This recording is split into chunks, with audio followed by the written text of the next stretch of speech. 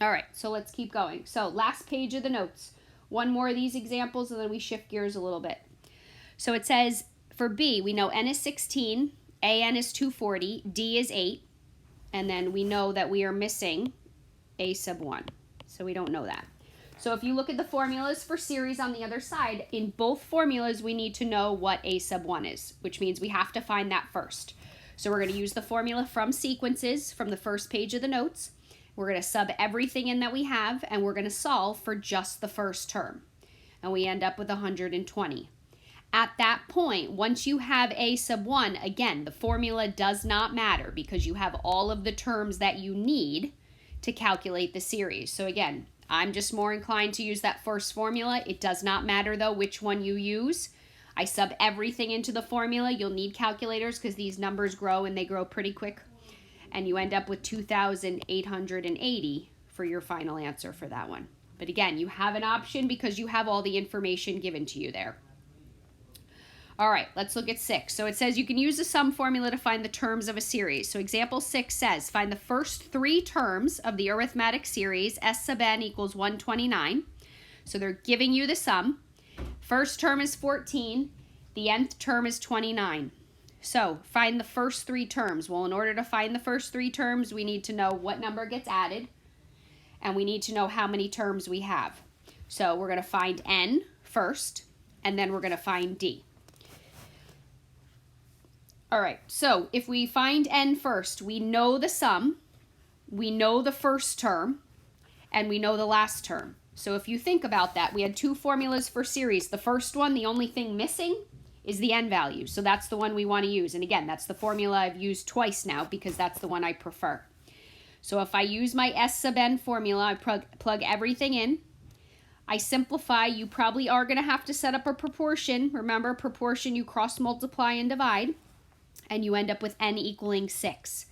Now that we have n equals 6, we're not looking necessarily for the sum because we have it already. We want the first 3 terms. In order to get the first 3 terms, we need to know what number is being added to each. So we are solving for d.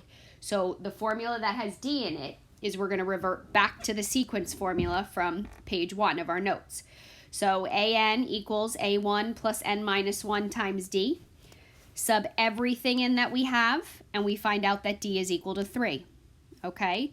So if we know the first term, this was given to us, is 14. Then if I add 3 to it, term number 2 is 17. Add 3 to it, term number 3 is 20. And we are looking for the first 3 terms. So I have, this is 1, this is 2, and this is 3. So that should be the sequence that you give me for that. All right, now where this gets tweaked slightly more is instead of just talking about sum, there is a notation for that. It is called sigma notation. It's this little Greek symbol right here for sigma. But the sigma notation for the series 6 plus 12 plus 18 plus 24 plus 30 is given by this particular notation right here. It's an example basically. The nice part is you're not going to have to come up with the summation. The summation is going to be given to you, but you need to know what the numbers mean. So the number on the bottom is what you start with. The number on the top is what you end with. 6n is the formula that you would use. So basically how you come up with this is you plug 1 in. You have 6 times 1. You add it. Well, what comes after 1? 2. 6 times 2 plus 6 times 3 plus 6 times 4 plus 6 times 5. And when you simplify, you get 6, you get 12, you get 18, you get 24, and you get 30. And if you notice, these numbers match exactly with the numbers that are written in the initial series that you had. So again, you're going to be given the sigma notation. You just need to know how to interpret it.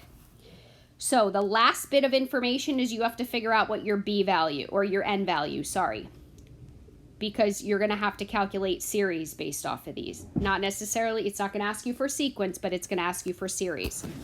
So let's just jump to the first one, and then I'll show you how n comes into play with numbers rather than variables. So it says find the sum of the arithmetic series. So for a right here, well, the first term is if we subbed 5 in. So 7 times 5 minus 3 is 32.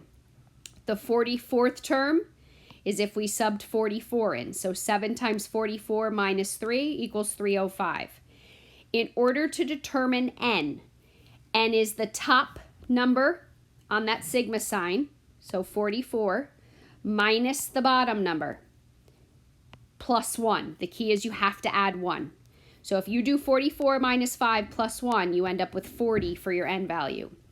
Then again, you have 2 formulas to use for your series, but one of them involves d and we don't know d. So I'm going to use the first formula, Sn equals n parentheses a1 plus an over 2. Sub all of my information in, and you end up with 6,740 for that. So let's try a second one. Just again, because the symbol is new and it's fresh, but definitely it's the same pattern that you're going to follow over and over again. So here's our sigma symbol right here. So the first term is if we subbed 18 in. Goes in, you get 63. The 42nd term is if we subbed in 42. You get 159. To figure n out, you take the top number, subtract